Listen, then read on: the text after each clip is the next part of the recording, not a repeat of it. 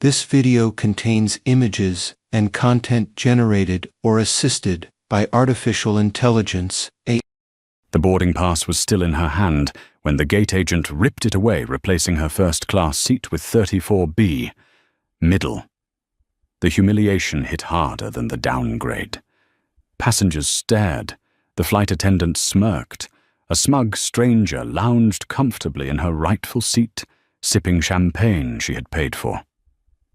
Sarafina felt the heat rise in her chest, not from shame, but from clarity. They thought she was powerless. They thought her sweatsuit meant insignificance. What they didn't know, what only the reader knows, is that she was the client holding a $300 million contract, and with a single phone call, every career standing over her was about to crumble. The hum of New York's JFK International Airport was a familiar, grating white noise to Sarafina Sterling. It was the sound of controlled chaos, of 1,000 different stories colliding at terminal velocity. Her own story today was one of quiet triumph.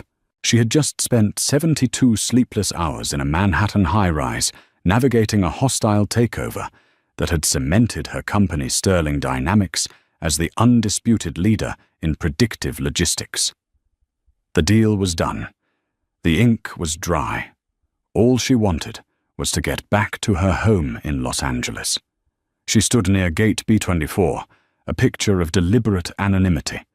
She wasn't wearing the sharp, tailored Powers suit she'd worn to destroy a rival's board of directors. Today, she wore her armor of invisibility, a simple charcoal grey cashmere sweatsuit by Laura Piana, a pair of understated leather sneakers, and her natural hair pulled back in a neat bun. She wore no makeup. Her only jewelry was a slim black ceramic watch. She looked less like a Fortune 500 CEO, and more like a weary traveler who might have splurged on a comfortable outfit. This was exactly why she bought it. The clothes were worth more than the monthly salary of the man now glaring at her from behind the Arrow West podium. But they didn't scream money. They whispered it. Now boarding first-class passengers in groups 1 and 2, the intercom squawked.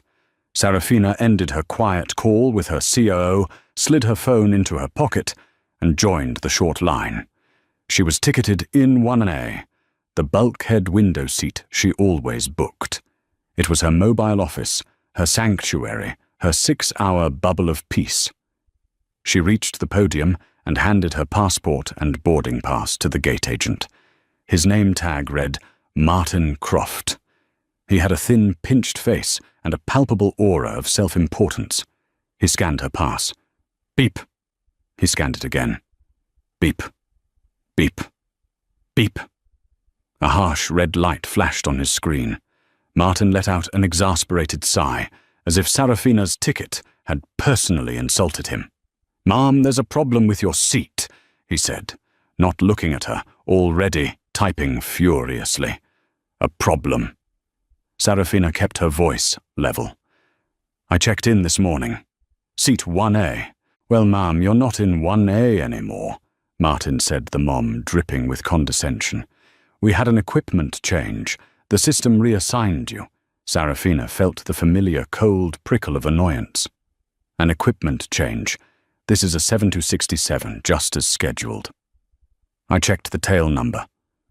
Martin finally looked up, his eyes narrowing. He hadn't expected her to know that. "It's a submodel with a different configuration. Look, you've been reassigned. It's final. Reassigned to where 34B. He snapped his fingers, already printing a flimsy new ticket. Middle seat economy. A flash of heat went through Sarafina's chest.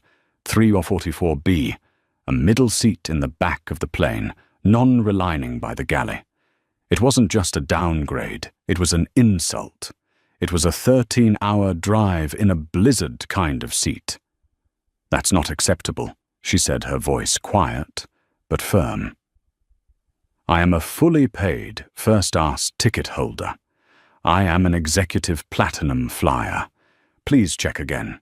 There has to be a mistake." The only mistake, Martin said, his voice rising just enough for others in line to hear, is you arguing with me. The flight is overbooked. You can either take 34B or you can be rebooked on the 11th to PM red-eye. Your choice. He slid the new ticket toward her, a gesture of dismissal. Just then, a young white man in his late 20s, wearing a loud designer hoodie and a backwards baseball cap, swaggered to the front. He flashed a piece of paper at Martin. "Hey, Marty, am I good?" Martin's entire demeanor changed. "Mr. Peterson, absolutely. You're all set. Go right on ahead." Martin scanned Mr. Peterson's pass. "Beep, a green light. You're in 1A, sir. Enjoy the flight." Serafina froze. "1. The man, Blake." Peterson caught her eye. He shot her a smug wink as if they were in on a joke and sauntered down the jet bridge. Serafina turned back to Martin. The blood was roaring in her ears, but her face was a mask of cold composure. "You just gave him my seat. I don't know what you're talking about," Martin said, his face flushing. "He was ticketed. You weren't. The system bumped you." The system, Serafina repeated. "Or did Marty just give my $2,000 seat to his friend?" "That's an accusation," Martin hissed, leaning forward. "And I don't appreciate it. You're holding up my line. You're delaying this flight." "I am not moving," Serafina said, "until I get the seat I paid for." "Fine." Martin grabbed his walkie-talkie. "I need a supervisor at B-24. I have a passenger refusing to board." "I'm not refusing to board," Serafina corrected him. "I am refusing to be downgraded from first class to a middle seat in economy, while you give my seat away. I'd like to speak to the lead flight attendant on the plane." Now Martin looked at her, then at the line, then at the clock. He was on a power trip, but he was also on a schedule. "Fine, go on, talk to Margaret. She'll tell you the same thing. You're not sitting in first." He waved her on dismissively, as if shooing a fly. Serafina picked up her original boarding pass for 1A. She left the insulting 34B ticket on the counter, a declaration of war.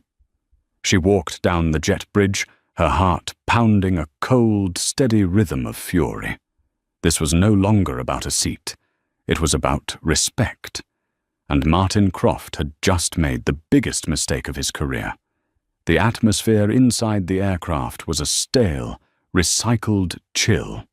Serafina stepped over the threshold into the first-class cabin and was immediately met by a wall of manufactured hospitality.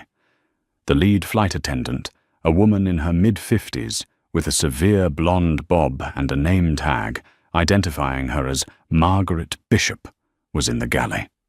She was laughing a high, brittle sound with Blake Peterson, the young man, now comfortably ensconced in seat 1A. He had already kicked off his garish sneakers, and Margaret was in the process of handing him a pre-departure champagne. "And you're sure they won't?" Blake was saying. "You know, find out." "Oh, please." Margaret said, her voice a conspiratorial whisper. "He's my guest. Besides, the original passenger was a no-show. It's all taken care of." Serafina cleared her throat. Margaret turned, her customer service smile snapping into place. But when she saw Serafina, the smile faltered, replaced by a fractional, almost imperceptible sneer. She took in the sweatsuit, the sneakers, the unadorned face. Her eyes instantly catalogued Serafina as other, as not one of us. "Can I help you, miss?" Margaret asked. Her tone suggested she very much doubted it. "Economy boarding is down the center aisle to the rear." Serafina ignored the directive. She walked the few steps to seat 1A and addressed Blake directly. "Excuse me. I believe you are in my seat." Blake looked up from his champagne, annoyed. No. This is my seat. Boarding pass says 1A." "That's impossible," Serafina said, holding up her own pass. "Because this is my boarding pass for 1A purchased 3 weeks ago." Margaret stepped between them, placing a proprietary hand on the back of the seat, as if to guard it. "Mum," she said, and the word was a weapon. "I'm going to have to ask you to move along. This gentleman is our guest and his pass is valid. The agent outside clearly gave you a new seat assignment. The agent outside Serafina said her voice, dangerously quiet, is colluding with you. He gave my seat to his friend and tried to put me in 34B. Margaret's painted-on smile became a tight, angry line. The whispers in the cabin ceased. The other first-class passengers, businessmen, in suits, a woman with a small dog, were all watching. "Now you listen to me," Margaret said, dropping all pretense of service. "I don't know what kind of game you're trying to play. People like you try this all the time. You think you can just walk up to first class and claim a seat. It doesn't work that way. Your ticket was reissued. The system is the system." "People like me," Serafina echoed. The phrase hung in the air thick and toxic. "You mean black women or women in sweatwits? Which people are you referring to?" Margaret flushed a deep, blotchy red. "I mean people who don't have a valid ticket. This is a full flight. Now you can either go to 34B or you can get off this plane. You are holding up our departure." Just then, Martin Croft, the gate agent, stormed onto the plane. "Is there a problem here?" "Margaret, yes, Martin." Margaret said, vindication in her voice. "This woman is harassing my passenger. She's refusing to take her assigned seat." "I am not refusing," Serafina stated, her patience evaporating. "I am correcting. I am the CEO of Sterling Dynamics. I am a top-tier million-mile flyer with this airline. I am on my way to a critical meeting in Los Angeles, and I will not be spoken to like a criminal, nor will I be relegated to a middle seat in economy, because you and Martin decided to run a little scam." The mention of CEO only made it worse. It was to them so unbelievable, so outside their worldview, that it could only be a lie. Margaret Bishop let out a short, ugly laugh. It was a bark of genuine derisive amusement. "A COO," she mocked, her voice loud enough for the entire cabin to hear. "Honey, in that outfit, I've seen more CEO in my nephew's garage band. You're delusional." She turned to Martin. "She's claiming to be a CEO. Can you believe it?" Martin smirked. "Ma'am, I don't care if you're the Queen of England. Your ticket says 34B. Now I am giving you one final chance. Walk to the back of this plane and sit down, or I will call Port Authority police and have you removed for interfering with a flight crew." The threat was real. The humiliation was absolute. Every eye was on her. Serafina knew this was a battle she could not win in this arena. If she argued, they would call security. A video of a black woman being dragged off a plane by police, regardless of the reason, would be a PR nightmare for her company, for the New Deal. She had to lose this battle to win the war. She looked at Margaret, whose face was smug with victory. She looked at Martin, who had his hand on his walkie-talkie, itching to make the call. She looked at Blake in 1A, who was filming the entire thing on his phone, a stupid grin on his face.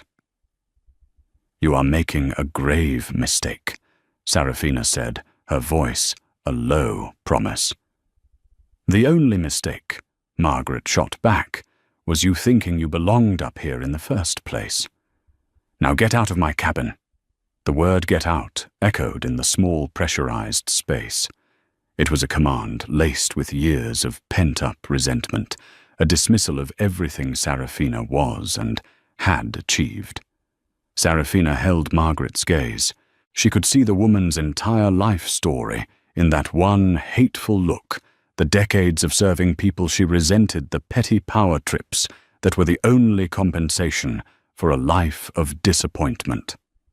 And today, she had chosen Serafina as the target for that bitterness. "You want me to get off the plane?" Serafina asked, her voice calm. I want you in 34B, or I want you off this aircraft.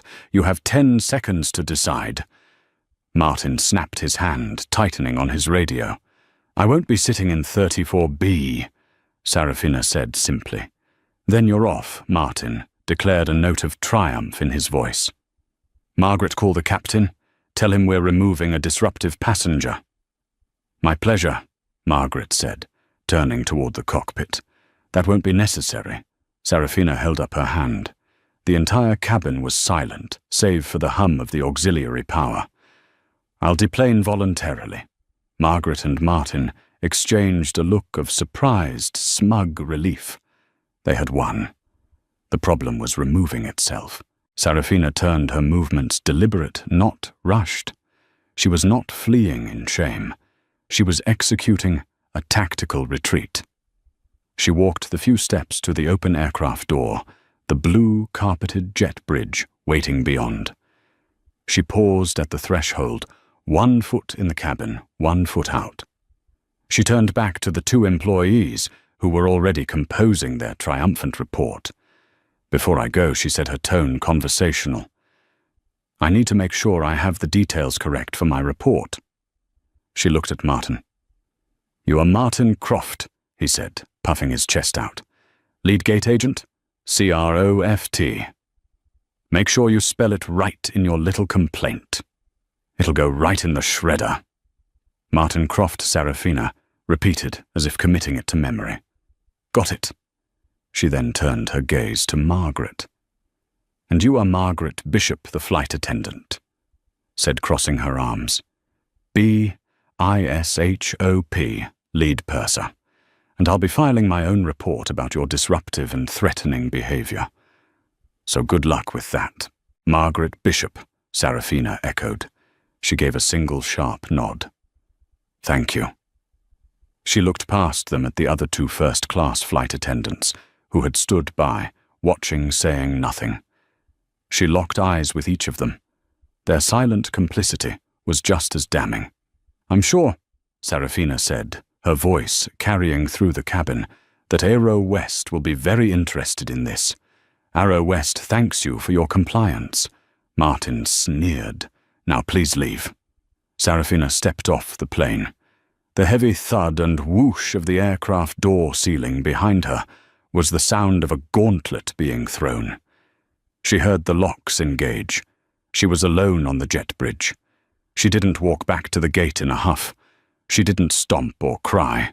She walked slowly, her mind already shifting from defense to offense. Martin Croft and Margaret Bishop thought they had just disposed of a minor annoyance. They had no idea they had just sealed their own fate. She reached the gate area. The few remaining economy passengers were filing on. The new gate agent, a younger woman who had taken over for Martin, was avoiding her gaze. Sarafina sat down in one of the hard plastic seats at gate B24. She looked at the large digital clock on the wall. It was 3:15 p.m. The flight Aero West 2, TO2, was scheduled to depart at 3:25 p.m. She pulled out her iPhone. She didn't go to the Aero West app. She didn't dial the 1-800 customer service number. She opened her favorites. Her thumb hovered over a name. Robert Pullman, Aero West CEO. She had his number because she was at that very moment in the final stages of closing a $300 million 5-year exclusive corporate travel contract with his airline. Her company Sterling Dynamics had over 20,000 employees who traveled globally. This contract was set to make Aero West the primary carrier for all of them. It was a deal that Robert Pullman had personally told her would save their fourth quarter and secure the airline's future against its larger competitors, Delta and American. She pressed the call button. The phone rang exactly once. Robert Pullman, CEO of Aero West, always picked up for Sarafina Sterling. Sarafina, my star client. His voice was booming and cheerful. Are you in the air? Did you see the final draft I think we're ready to sign? The new LA to Singapore route is all yours, Robert Sarafina said. Her voice was pure ice. It cut through his boardroom schmoo instantly. "I am not in the air." A pause. The cheerfulness vanished. What's wrong? Are you okay? Did you miss the flight I'm sitting at? Gate B24 at JFK. Sarafina said, her eyes fixed on the clock. 3:16 p.m. I was just removed from your flight 212. The silence on the other end of the line was absolute. She could hear the faint sound of a pen dropping on a desk. Removed, Pullman's voice was a strangled whisper. What do you mean, removed? A mechanical issue? A security threat? I was removed by your gate agent, Martin Croft, and your lead flight attendant, Margaret Bishop. But why? Because Sarafina said her voice level. I am a CEO in a sweatuit, and I didn't belong in first class. They gave my confirmed paid-for seat 1A to a friend of theirs. Then they tried to force me into a middle seat in economy. When I refused the downgrade, they called security to have me forcibly removed from the aircraft for being disruptive. She could hear Pullman breathing. It was fast, shallow, and panicked. Sarafina. No, that's impossible. You are our highest priority, non-military contract passenger. Your profile is flagged with so many alerts. They should be rolling out a red carpet. The only thing they rolled out, Robert, was a threat. The door to the plane closed 1 minute ago. The clock on the wall read 3-1 quarantine. A muffled sound came through the phone, a fist slamming on a desk. Then Pullman's voice no longer addressing her, but shouting at someone else in his office. Get me! Oops! Now get me the JFK station manager. I don't care if he's in a meeting. Get him on the line. I want Aero West, flight 212. Gate B24 stopped. A new voice, female, presumably his assistant. So flight 212 just pushed back from the gate. I don't care, Pullman roared. I don't care if it's on the taxiway. I don't care if it's second in line for takeoff. Recall that plane. Get it back to the gate. Recall it now. Sarafina listened to the muffled chaos. She looked through the large terminal window. The massive 767, its engines whining, had indeed pushed back. It was starting its slow pivot toward the taxiway. Robert, she said calmly. The plane is moving. They're on it. Sarafina, stay on the line. Do not move. I am God. I am so sorry. We are handling this. The clock ticked. 3:18 p.m. The plane stopped its pivot. It just sat, motionless, on the tarmac. 3:09 p.m. Sarafina saw a flurry of activity at the gate agent's desk. The young woman who had taken over looked at her phone, her eyes going wide with terror. She began typing her hands, visibly shaking. 3:20 p.m. Another man, this one, in a better cut suit, sprinted up to the gate. He looked flustered, his tie askew. He joined the young woman, and they both began speaking frantically into their phones. 3:22 p.m. The hum of the engines outside changed pitch. Sarafina watched a grim satisfaction settling in as the Aero West 767, which had been moments from departure, began to move. It wasn't moving forward. It was crawling backward. A lumbering beast being dragged back to its leash. A tug was reattaching, guiding it back to the terminal. 3:24 p.m. The jet bridge, which had been retracted, slowly began to extend again, its metal mouth reaching out to reattach to the aircraft. The on-time sign above the gate flickered and changed to delayed. Robert Pullman came back on the line, breathless. The plane is back at the gate. Sarafina, the station manager, David Chen, is meeting you on the jet bridge. He has his orders. What are his orders, Robert? Sarafina asked. To give you anything you want. Pullman said, his voice grim. Anything. Just please don't tear up that contract. The 9 minutes were up. Sarafina stood, smoothed the front of her cashmere top, and walked toward the jet bridge, where the aircraft door was just beginning to unseal. The whoosh of the plane door opening was like a gasp. David Chen, the JFK station manager, was waiting for Sarafina on the jet bridge. He was pale and sweating. M. Sterling. he said, his voice trembling. "I, Ms. Sterling, I am David Chen. On behalf of Aero West, there are no words. I am so deeply sorry. Mr. Pullman is on my direct line. Please come with me." Sarafina gave a curtain nod and followed him onto the aircraft. The atmosphere in the first-class cabin had curdled. The passengers were grumbling, confused and angry about the delay. Margaret Bishop was standing by the door, her face a mask of confusion and indignation. "David, what is going on? Why are we back at the gate? We're going to miss our slot. I had to remove that woman." Her voice died in her throat when she saw Sarafina standing right behind him. Martin Croft had run back down the jet bridge from the gate. "What's the meaning of this? We have a schedule." "This is a federal violation. Calling a plane back for David Chen spun on them. His terror replaced by a sudden, protective fury. The $300 million contract was his responsibility. His career was on this plane. You heastled at Martin. You're Martin Croft. I'm the lead gate agent. Yes, and you." He rounded on Margaret, a Margaret Bishop. "I'm the lead purser on this flight, and I'm telling you, you're both fired." The words, sharp and final, cut through the cabin noise. Blake Peterson in 1A actually lowered his phone. "Fired, Martin," shouted his voice, cracking. "You can't fire us. We're union. You have no grounds. I have every ground." David shot back, holding up his vibrating phone. "This is Robert Pullman, the CEO of Aero West. He is on this line live with legal. He has invoked the gross misconduct and brand damage clause in your contracts. He pointed at Margaret, violated FAA regulations by giving a non-ticked passenger a seat in first class. He pointed at Martin, falsified a boarding document, and defrauded the company. And you both subjected a premier client to harassment and discrimination." Margaret's face crumpled. The smugness evaporated, replaced by a sickly grey panic. "No, he was my guest. It was an empty seat. The system, Sarafina, said her voice, cutting through, said the seat belonged to me." She stepped fully into the cabin. All eyes were on her.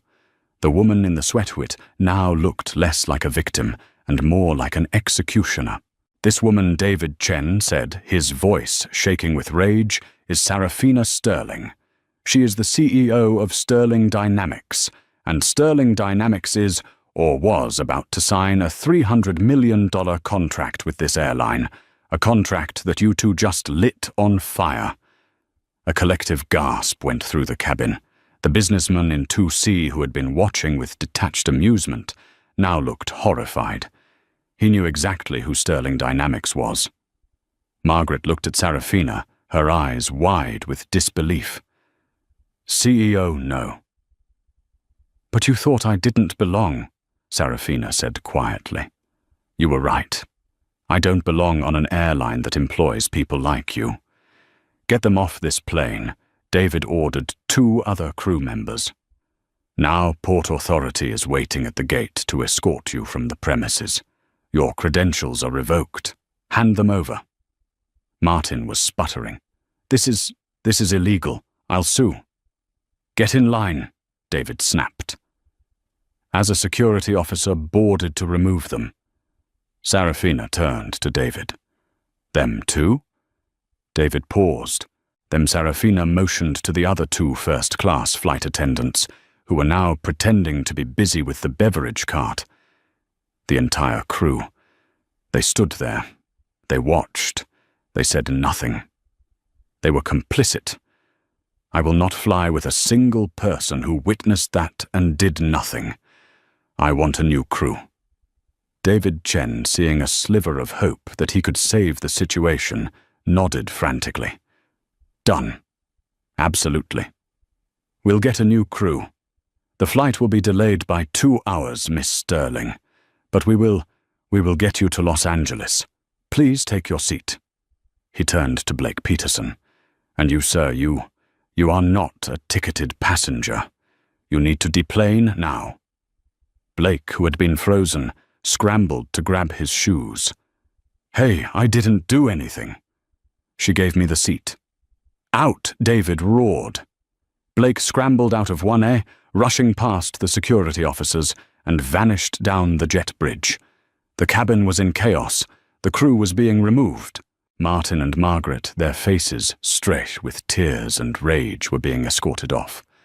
David Chen turned back to Serafina, his smile obsequious. "Mrs. Sterling, please. Seat 1A is ready for you. We will have a new crew here in 30 minutes. Serafina looked at the empty seat. She looked at the humiliated, stunned faces of the remaining passengers, and she looked at David, a man willing to do anything to appease her, now that he knew her value. "I'm not taking this flight, David," she said. His face fell. "But Miss Sterling, we're fixing it. You're fixing the symptom," Serafina said. "Not the disease. I have a meeting in LA. A very important meeting with Goldman Sachs. I'll be taking a private jet, but I will be telling them why I'm late. I wonder how they'll feel when I tell them that Aero West's official policy is that a black woman in a sweatsuit belongs in 34B. No, that's not our policy. It was them. It was Margaret and Martin. They were your policy," Serafina said. She turned and walked off the plane, leaving behind a grounded aircraft, a panicked stations manager, and the complete and total wreckage of 4 careers. The entire incident, from her scanning her ticket to her walking off the second time, had taken less than an hour. But the real fallout was just beginning. 2 hours later, Serafina was not at JFK.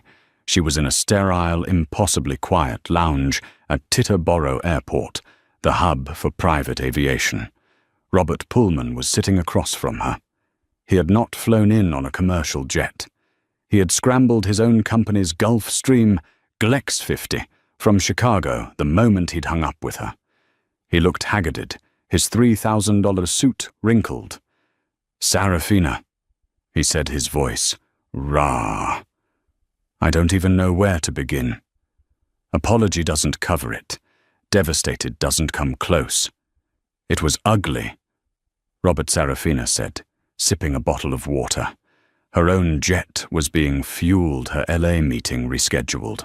"They're gone," Pullman said, leaning forward, his hands clasped so tightly his knuckles were white. Martin Croft, Margaret Bishop, the 2 other complicit attendants, all terminated for cause. "We're launching a full internal investigation into the JFK station.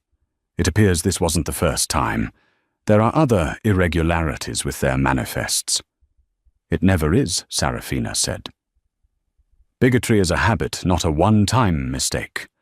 "Please," Pullman said, and she could hear the desperation in his voice. This wasn't a CIO to a client. This was a man begging for the life of his company. The $300 million contract. It's not just the money, Serafina. You know our market position. We are fighting Delta and American for every single corporate account. You are our flagship. You are our proof of concept. If Sterling Dynamics drops us, if you walk, the word will be out that Aero West is toxic. It won't just hurt our stock. It could put us in Chapter 11. This was the real leverage. It wasn't just about her pride.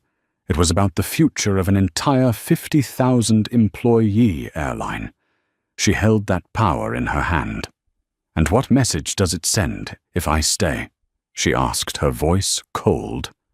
"That a CEO can get justice because she has the CEO on speed dial, but a regular passenger, a nurse, a teacher, a soldier, has to just sit in 34-4B and swallow the racism."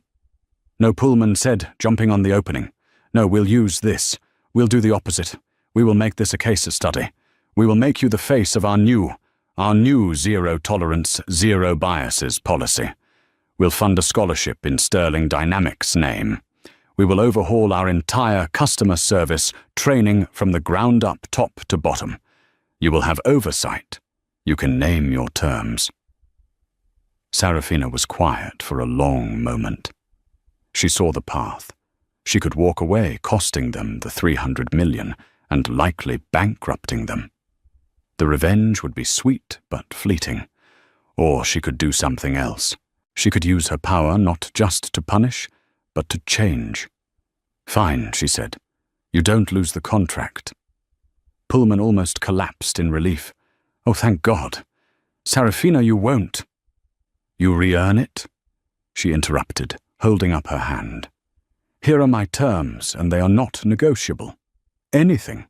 One, I want a full independent third-party audit of all discrimination and bias complaints filed against Aero West for the past 5 years. And I want the unredacted results published for your shareholders and the public." Pullman blanched but nodded. "Done. 2. My diversity, equity and inclusion team at Sterling Dynamics will design your new company-wide bias training program. It will be mandatory from the baggage handlers to the boardroom, including you, and it will be implemented within 6 months. Done," he said more firmly. "And 3, she said, leaning in. 10% of the contract's value, $30 million, will be diverted. It will no longer go to Aero West. It will go into a new fund administered by my foundation to provide grants and seed capital for minority and women-owned businesses in the aviation and travel sectors." Pullman looked at her. That was $30 million in pure profit. Gone. He didn't hesitate for more than a second. "Done. That is how you keep my business," Robert Sarafina said. "You don't just fire the racists. You build an airline that is structurally incapable of creating them in the first place." She stood up. Her jet was ready. "I'll see you in LA. Robert, the firing in 9 minutes hadn't just been a firing. It was a corporate restructuring. It was a hostile takeover of their entire company culture. And the real karma for the people who started it was only just beginning. The Aero West Sterling initiative was a masterstroke of public relations. 6 months after the incident at Gate B-24, the airline industry trade publications were lauding the partnership. Forbes ran a feature on Sarafina Sterling, not as a victim, but as a corporate visionary who was turning a $300 million contract into a lever for systemic change. The article praised Robert Pullman for his courageous transparency in embracing the new Sterling-designed corporate bias training. The story of a black CEO being denied her seat was never leaked. It was scrubbed, classified, and buried under the weight of a joint non-disclosure agreement and a mountain of positive press. To the world, Aero West was the new gold standard in equitable corporate travel. But Justice Sarafina operated on 2 ledgers, the public one written in the ink of press releases, and the private one written in the acid of consequence.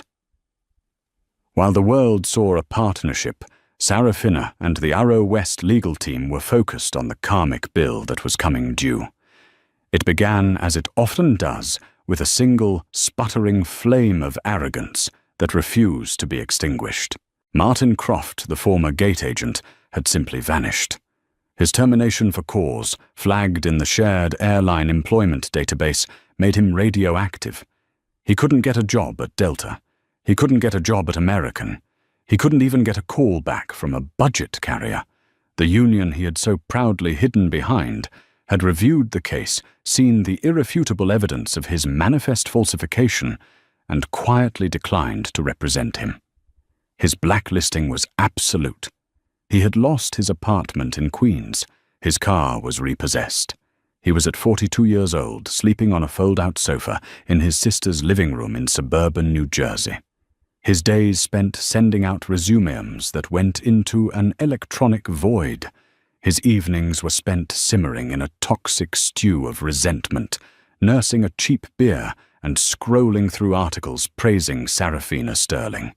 He still told himself, and anyone who would listen, that she had ruined his life over a simple mistake. The real story, the true unspooling of the karma, began with Margaret Bishop. Margaret, unlike Martin, had not gone quietly. She was a 28-year veteran of the airline. She had seniority, a pension on the line, and a deep, seething core of self-righteousness. She believed with the conviction of a zealot that she was the victim. She had been made an example of to appease a power-mad, spoiled CEO who, in her mind, had probably gotten her fancy sweatsuit out of a donation bin. 3 months after her firing, Margaret Bishop walked into the low-rent offices of Arthur Jenkins Escortus, a personal injury lawyer whose face was plastered on the back of city buses under the slogan, "Wronged at work, get what you're owed. It's a slam dunk," Maggie Arthur said, leaning back in his creaking chair. He was a man who sweated cheap cologne. This is a classic case. Wrongful termination, age discrimination. They're trying to replace you with younger, cheaper staff. And defamation. They had you escorted off that plane like a common criminal in front of passengers. They ruined me, Margaret said, her voice trembling with manufactured rage. My reputation, my pension. 28 yours, Arthur. Thrown away. And we are going to make them pay for every single one, Arthur said, his eyes gleaming. Arrow West is terrified of bad press. They're trying to look all new and inclusive with this sterling deal. The last thing they want is a lawsuit from a loyal 28-year employee exposing them as hypocrites. They'll settle this before it ever sees a courtroom. We're not asking Maggie. We're telling, $5 million and you get your pension. Yes, Margaret said, a thin, vindictive smile spreading across her face. $5 million for the humiliation. The lawsuit was filed in the New York State Supreme Court the following Monday. When the notification landed on the desk of Robert Pullman, the Aero West CEO, he didn't feel dread. He felt a cold, sharp spike of fury. He immediately forwarded it to Elena Shaw, his general counsel, with a 1-sentence memo. Unleash hell. Elena Shaw was not a bus advertisement lawyer. She was a 200-an-hour corporate litigator who had personally negotiated multi-billion-dollar aviation contracts. She viewed a lawsuit not as a threat, but as a weapon. She's suing us, Eleanor said, a dangerous smile in her voice during a call with Pullman. Robert, this is a gift. This is a Christmas comes early, wrapped in a bow gift. What do you mean? Pullman asked. As long as we were just the employer, our options were limited. Firing her was the end of it. We couldn't go after her without looking vindictive. But she is suing us for defamation, wrongful termination, and ageism. In doing so, she has opened the door to the legal process of discovery. She is claiming we are the ones who are lying. To defend ourselves, we are now legally entitled to prove that her termination was not justified, but that it was, in fact, the only possible outcome for an employee engaged in criminal activity. Criminal Pullman paused. We knew it was bad, Eleanor. But criminal, she opened the door. Robert, Eleanor said, her voice dropping. I'm going to walk through it. She wants to claim her reputation was damaged. I'm going to find out, under oath, what that reputation was actually worth. I want every text message, every email, every bank statement, every phone record for the last 5 years. My team is already drafting the subpoenas. This won't be a settlement, Robert. This will be an execution. The discovery process was not a negotiation. It was an autopsy. A team of 20 associates at Eleanor's firm descended on 5 years of Margaret Bishop's life. They cross-referenced her work rosters with the manifests for every flight she had ever worked. They subpoenaed her personal bank records.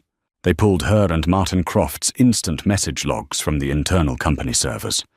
A young, hungry associate named Ben Keller, 3 weeks into the document review, hit the jackpot. M. Shaw, he said, walking into a corner office, his face pale. You need to see this. He laid out 2 spreadsheets. One was a list of cash deposits made into Margaret Bishop's personal checking account, all at an ATM near her home in Long Island. The other was her work schedule. "They're a perfect match," Ben said, his finger tracing a line. "Every flight she worked on the JFK LAX or JFK SFO route, a cash deposit was made the following morning. $500, $1,000, sometimes $1,500 like clockwork, for 3 years. She was taking cash tips," Elela Nena said, unimpressed. "It's a violation of policy, but it's not." "No," Ben said, holding up a second file. "It's not tips. I pulled the passenger manifests for those same flights. Then I cross-referenced them with the gate agent logs, specifically Martin Croft's logs." He pointed to a name, Sarafina Sterling, seat 1A, reassigned by M. Croft to 34B. Reason code duplicate booking. He pointed to the next one. Jinwoo Kim, seat 2C, reassigned by M. Croft to 31F. Reason code duplicate booking. He pointed again. Amara Diallo, seat 1F, reassigned. Elena Rodriguez, seat 3A, reassigned. It's a pattern. Hundreds of them. The original passengers were all minorities, non-native English speakers, or anyone with a non-Western name. They were profiled. Martin would flag their paid-for first-class ticket, bump them to the back of the plane, and tell them it was a computer glitch. Then Ben pulled up the third file. Then Margaret Bishop, in the first-class cabin, would find a passenger on the standby list or in economy, and she would sell them that miraculously open seat for a cash upgrade fee. We cross-referenced the names of the bumped passengers with the names of the passengers who took their seats. And look who pops up 5 different times, including on M. Sterling's flight. Eleanor leaned in. Blake Peterson. He was a regular customer. Ben said he wasn't a friend. He was a client. This wasn't a one-time mistake with Sarafina Sterling. This was a criminal conspiracy. They were running a 3-year racist profiling cache for seat scam. And based on these deposits, they stole at minimum over $200,000 from the airline and its passengers. Eleanor Shaw sat back, a slow, cold smile spreading across her face. "Get me the district attorney's office and schedule Margaret Bishop's deposition. I want to see her face when she realizes her $5 million lawsuit just turned into a criminal indictment." The deposition took place in a sterile grey conference room. Margaret Bishop arrived with Arthur Jenkins, both of them looking confident, even smug. They believed they were there to discuss a settlement. Across the long, polished table sat Elela Nena Shaw, flanked by 2 associates and a court reporter. For an hour, Eleanor was polite. She asked about Margaret's 28-year history, her commendations, her family. She let Margaret and Arthur build their entire case. "And you believe Eleanor said that your termination was a direct result of age discrimination?" "Absolutely," Margaret said, crossing her arms. "They wanted me out.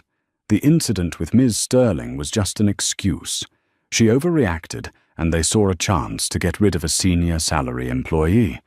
And you claimed defamation, that your reputation was harmed. They treated me like a criminal." Margaret said, her voice rising. "They fired the entire crew. It was humiliating. They ruined my good name." "Your good name," Eleanor repeated softly. She paused, then looked at the court reporter. "We are now moving to Exhibit A." She slid a thick bound document across the table. "Miss Bishop, this is a certified copy of your personal bank statements for the last 36 months. Could you please turn to page 14 and explain this cash deposit for $1,000 made on Arthur Jenkins immediately sat up. Objection. This is harassment.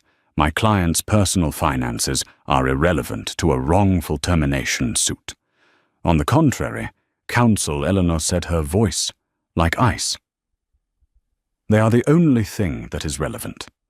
Your client has claimed her termination was baseless.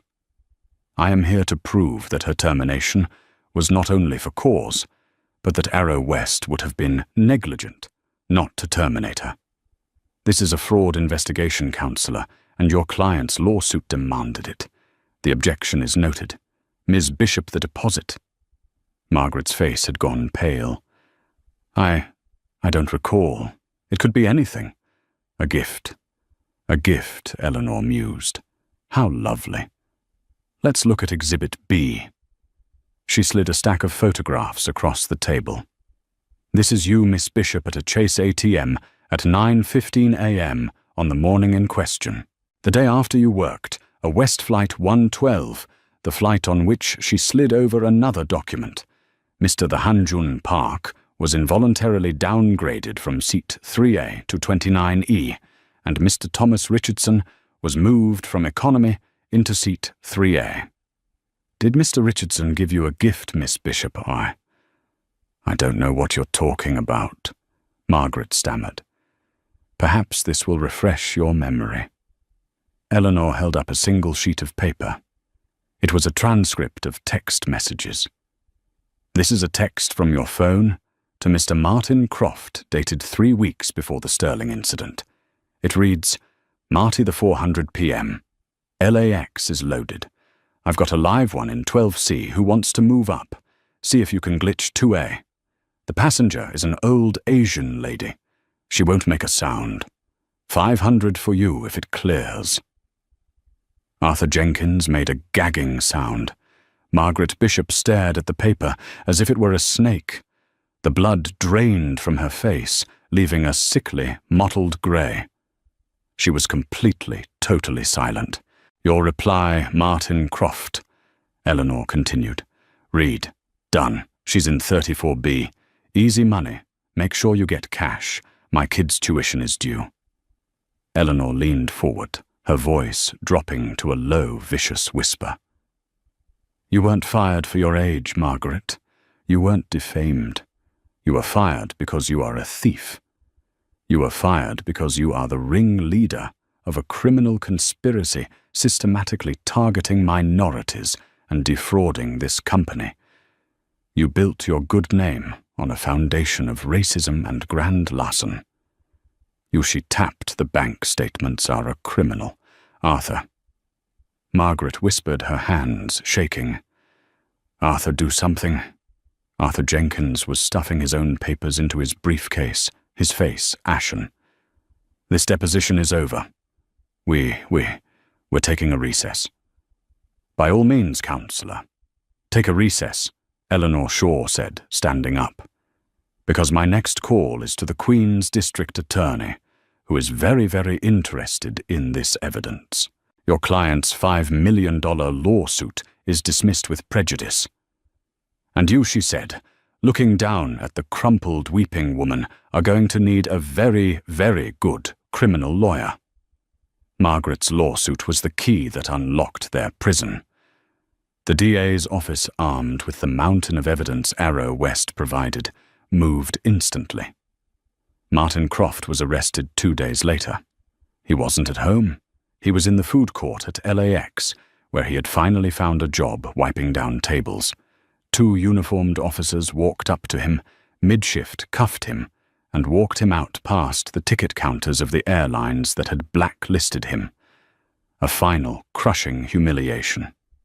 The sentencing was scheduled for a cold grey Tuesday 1 year to the day after the incident at Gate B24.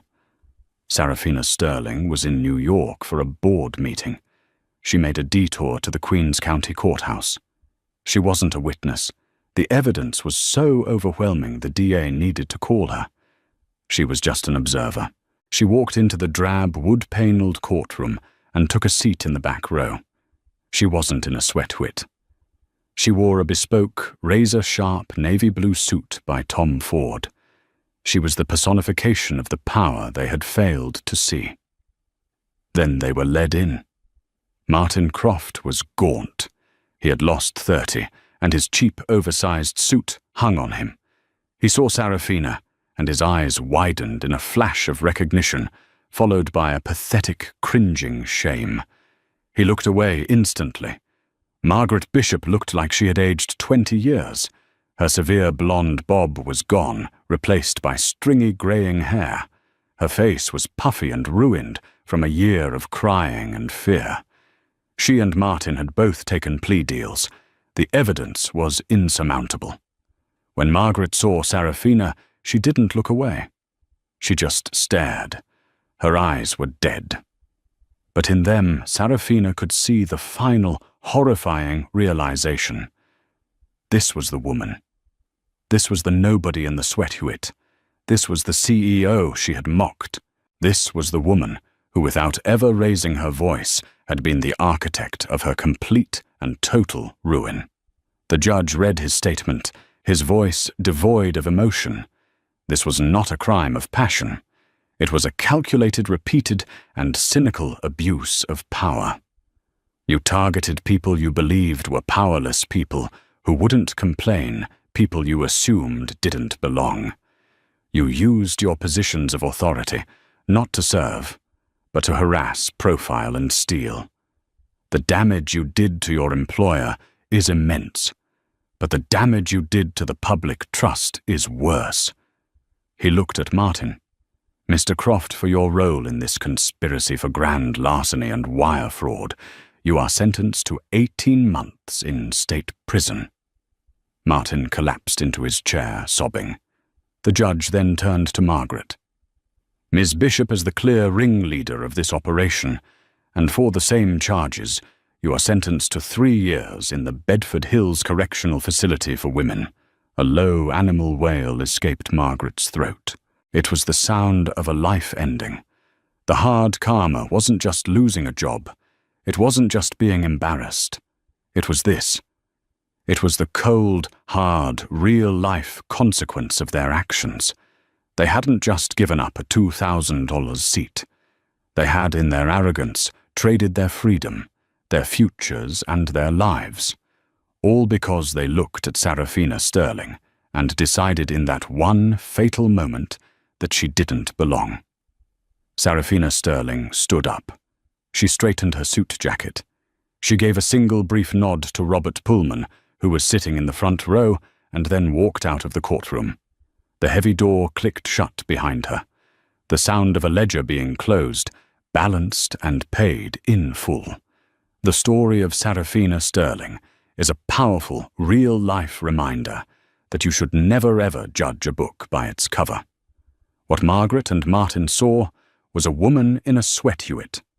What they didn't see was the power, the intelligence, and the billion-dollar corporation standing behind her. They thought they were just downgrading a passenger. They were actually ending their careers and their freedom. This is the ultimate story of karma. What goes around doesn't just come around. It comes back with a force you can never predict. What did you think of Margaret and Martin's ultimate fate? Was it justice, or was it more than they deserved? Let me know your thoughts in the comments below. If you loved this story of drama and sweet, sweet karma, please hit that like button, share this video with someone who needs to see it, and be sure to subscribe to the channel for more true life stories where the arrogant get exactly what's coming to them.